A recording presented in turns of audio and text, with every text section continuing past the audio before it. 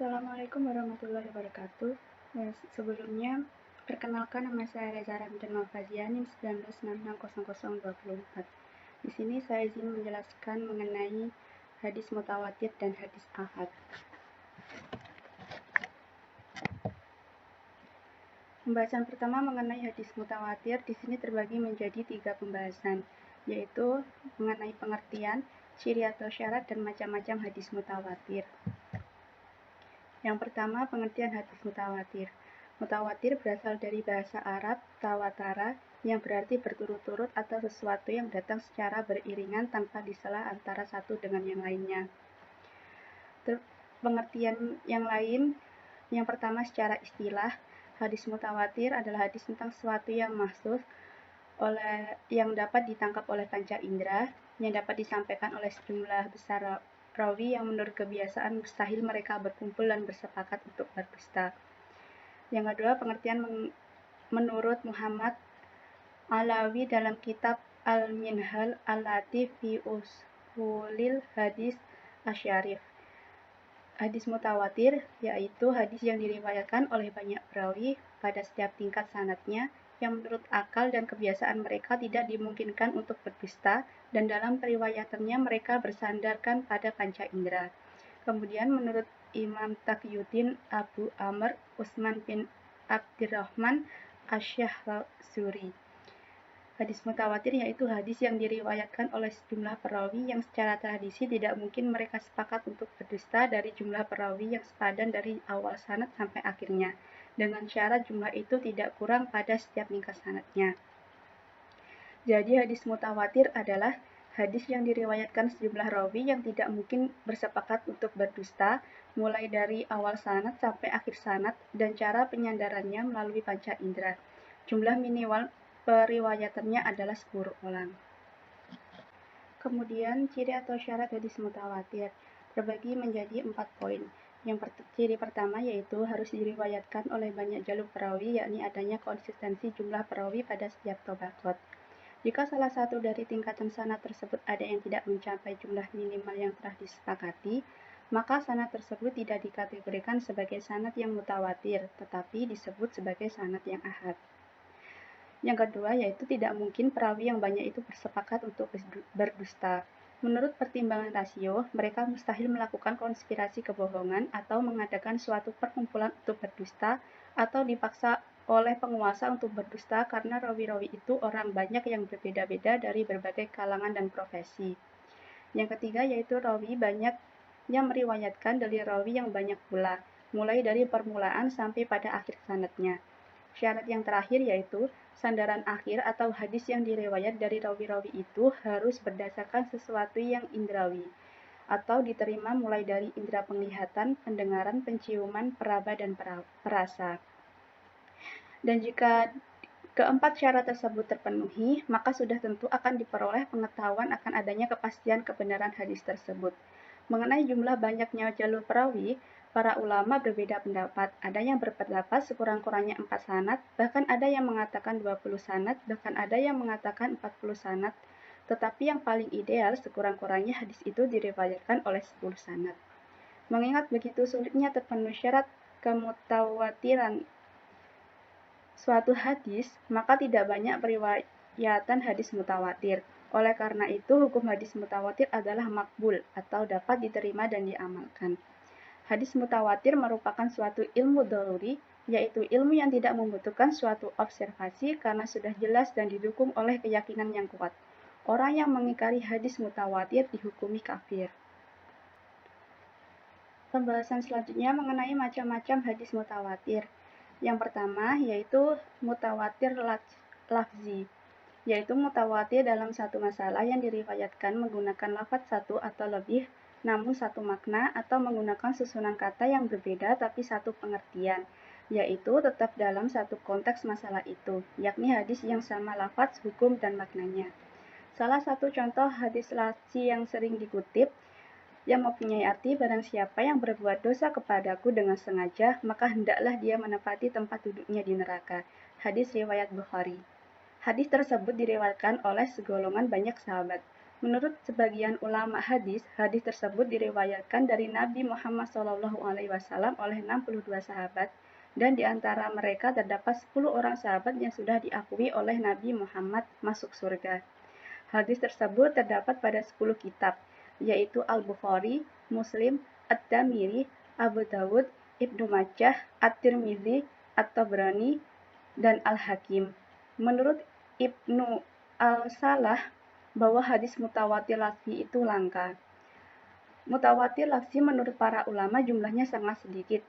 Bahkan menurut Ibnu Hibban dan Al-Hazimi hadis tidak ada. Al-Asqalani menolak pendapat Ibnu Hibban dan Al-Hamizi. Menurutnya, pandangan yang demikian itu terjadi karena kurang pengetahuan jalan-jalan atau keadaan-keadaan para rawi, serta sifat-sifatnya yang menghendaki bahwa mereka itu tidak mufakat untuk berdusta.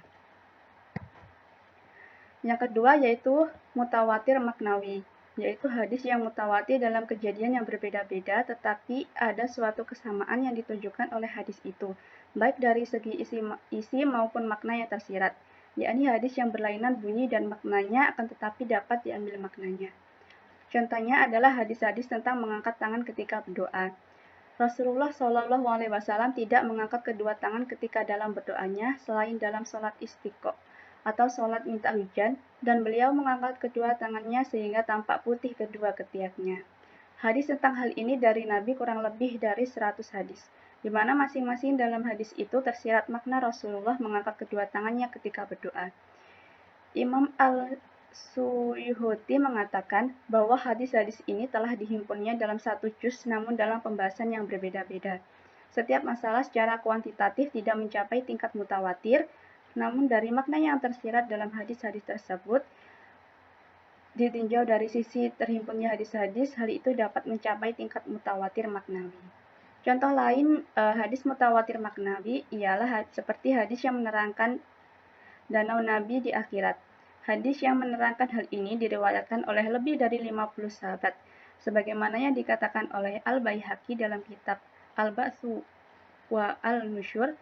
Bahkan Imam Al-Diya Al-Maqdiri telah menghimpun hadis-hadis tersebut dalam kitab Al-Jam'u. Di antaranya lagi ialah hadis-hadis yang menerangkan syafaat. Menurut Al-Qadiyat, bahwa kuantitas rawi dari hadis-hadis tentang syafaat ini mencapai tingkat mutawatir, sebagaimana hadis-hadis yang menjelaskan tentang mengusap sepatu. Menurut Ibnu Abdi Al-Bar, hadis tentang hal ini tingkat mutawatir. Selanjutnya yang terakhir yaitu mutawatir amali, yaitu amalan agama atau ibadah yang dikerjakan Rasulullah, kemudian diikuti para sahabat, lalu para tabi'in, dan seterusnya sampai saat ini. Contohnya adalah jumlah rakaat dan waktu sholat fardu. Walaupun periwayatan verbalnya tidak mencapai mutawatir, tetapi secara amali telah menjadi ijma' al-ummah. Dari hadis mutawatir, sama kedudukannya dengan keyakinan yang diperoleh melalui kesaksian langsung dengan panca indera. Oleh karena itu, ia berfaedah sebagai ilmu daruri atau pengetahuan yang mesti diterima, sehingga membawa keyakinan yang qat'i. Oleh karena itu, petunjuk yang diperoleh dari hadis mutawatir wajib diamalkan. Kemudian yaitu hadis ahad. Pada pembahasan kali ini mengenai pengertian, klasifikasi, kedudukan, syarat rawi, pembagian, dan contoh hadis ahad. Yang pertama mengenai pengertian. Hadis ahad adalah hadis yang jumlah rawinya tidak sampai pada jumlah mutawatir, tidak memenuhi syarat mutawatir, dan tidak pula sampai pada derajat mutawatir. Menurut para ulama, hadis ahad menurut istilah adalah hadis yang tidak sampai jumlah rawinya kepada jumlah hadis mutawatir, baik rawinya itu seorang, 2, 3, 4, 5, atau seterusnya dari bilangan-bilangan yang tidak memberi pengertian bahwa hadis itu dengan bilangan tersebut masuk ke dalam hadis mutawatir. Ada juga ulama yang mendefinisikan hadis ahad secara singkat, yakni hadis yang tidak memenuhi syarat-syarat hadis mutawatir.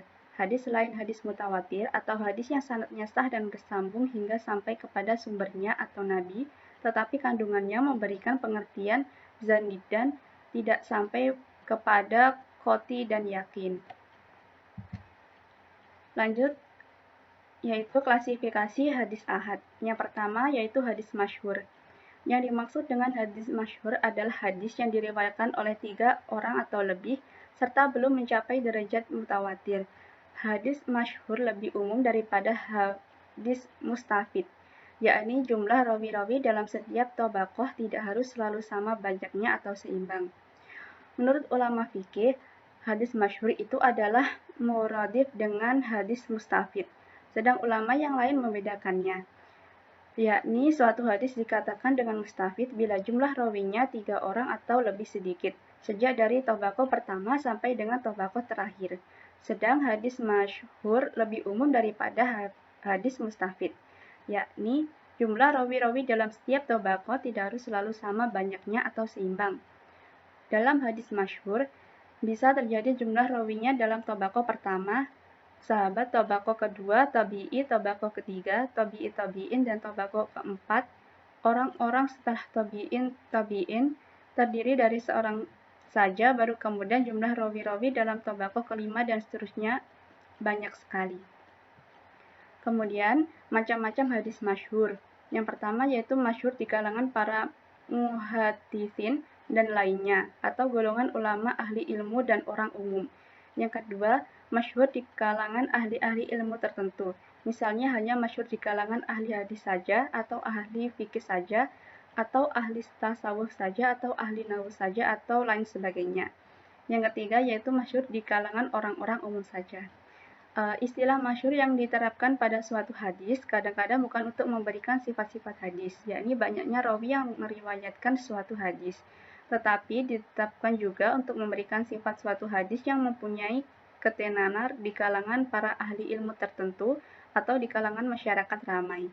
Sehingga dengan demikian ada suatu hadis yang rawi-rawinya kurang dari 3 orang, bahkan ada hadis yang tidak berasal atau bersanad sama sekalipun, dapat dikatakan dengan hadis masyhur. Yang kedua yaitu hadis aziz. Hadis aziz ialah hadis yang diriwayatkan oleh 2 orang, walaupun 2 orang rawi tersebut terdapat pada satu tabaqah saja, kemudian orang-orang pada meriwayatkannya. Menurut pengertian tersebut, yang dikatakan hadis itu bukan saja yang hanya diriwayatkan oleh 2 orang rawi pada setiap tabaqah, yakni sejak dari tabaqah pertama sampai tabaqah terakhir harus terdiri dari dua orang, sebagaimana yang ditakrifkan oleh sebagian muhaddisin, tetapi selagi pada salah satu tabaqahnya atau lapisannya saja didapati 2 orang rawi, sudah bisa dikatakan hadis aziz. Dengan demikian, hadis aziz itu dapat berpadu dengan hadis masyhur. Seumpama ada 2 hadis yang rawi-rawinya pada salah satu tabaqah terdiri dari 2 orang, sedang pada tabaqah yang lain terdiri dari rawi-rawi yang banyak jumlahnya. Yang ketiga yaitu hadis gharib. Hadis gharib ialah hadis yang dalam sanadnya terdapat seorang yang menyendiri dalam meriwayatkan, di mana saja pendirian dalam sanad itu terjadi. Penyendirian rawi dalam meriwayatkan hadis itu dapat mengenai personalianya, yakni tidak ada orang lain yang meriwayatkan selain rawi itu sendiri. Juga dapat mengenai sifat atau keadaan rawi tersebut.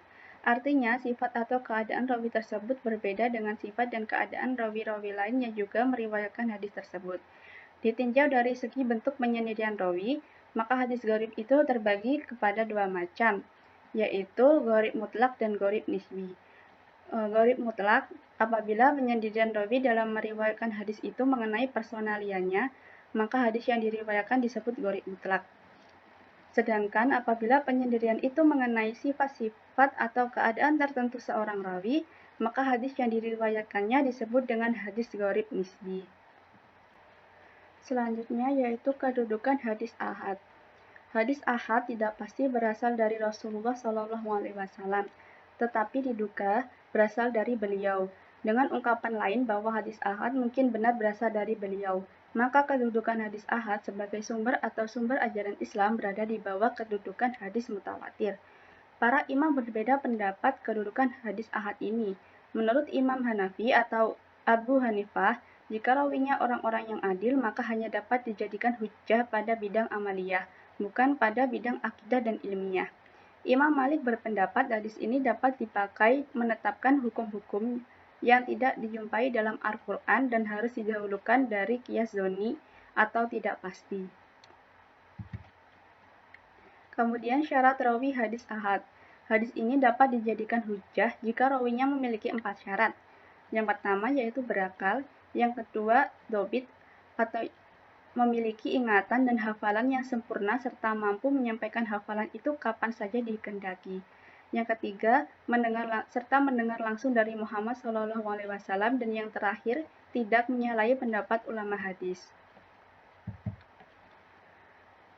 Pembagian hadis ahad dari segi makbul dan mardud. Yang pertama, hadis makbul. Makbul pada lugah ialah mahfuz yang diambil, dan musaddaq yaitu yang dibenarkan atau yang diterima. Segala hadis makbul itu wajib diterima. Demikian pendapat jumhur ulama, dan hadis makbul itu dibagi kepada yang pertama, sahih li zatihi, yaitu sahih dengan sendirinya. Yang kedua, sahih li ghairihi, yaitu sahih karena selainnya. Yang ketiga, hasan li zatihi, yaitu hasan dengan sendirinya. Dan yang keempat, hasan li ghairihi, hasan karena selainnya. Kemudian hadis makbul dibagi menjadi dua. Yang pertama yaitu ma'mul bih, atau yang diamalkan, dipergunakan untuk menegakkan suatu hukum. Dan yang kedua yaitu ghairu ma'mul bih, atau yang tidak diamalkan, tiada dapat dipergunakan untuk menjadi hujjah bagi sesuatu hukum syara. Yang kedua yaitu hadis mardud. Mardud pada lughah ialah yang ditolak, yang tidak diterima. Pada huruf ulama hadis ialah hadis yang tiada ditunjuki oleh sesuatu keterangan kepada berat adanya dan tiada ditunjuki kepada berat ketiadaannya, adanya dengan tiadanya bersamaan. Yang terakhir yaitu contoh hadis ahad. Dari Sahih Bukhari yaitu sebuah hadis ahad dan gharib yang memiliki arti, sesungguhnya amal itu dengan niat, dan sesungguhnya bagi masing-masing orang apa yang dia niatkan. Barang siapa yang hijrahnya kepada dunia yang akan ia dapatkan atau kepada perempuan yang akan dia nikahi, maka hasil hijrahnya adalah apa yang dia niatkan. Hadis ini berbicara tentang salah satu diterimanya amal, tentang ikhlas yang merupakan syarat diterimanya amal seseorang. Hadis ini jelas merupakan hadis ahad dan termasuk ke dalam bagian hadis gharib karena tidak diriwayatkan kecuali dari jalan Umar bin Khattab, dan tidak ada yang meriwayatkan darinya kecuali Alqamah bin Waqqas al-Latsi, dan tidak ada yang meriwayatkan darinya kecuali Muhammad bin Ibrahim at-Taimi, dan tidak ada yang meriwayatkan darinya kecuali Yahya bin Sa'id al-Ansari. Kemudian dari beliau ini diriwayatkan oleh puluhan perawi, bahkan mungkin ratusan. Awalnya mutawatir, akhirnya ahad dan gharib. Ini merupakan salah satu contoh hadis yang diterima oleh para ulama, bahkan hampir sebagian besar ulama. Sekian presentasi dari saya. Apabila ada kesalahan, saya memohon maaf yang sebesar-besarnya. Wassalamualaikum warahmatullahi wabarakatuh.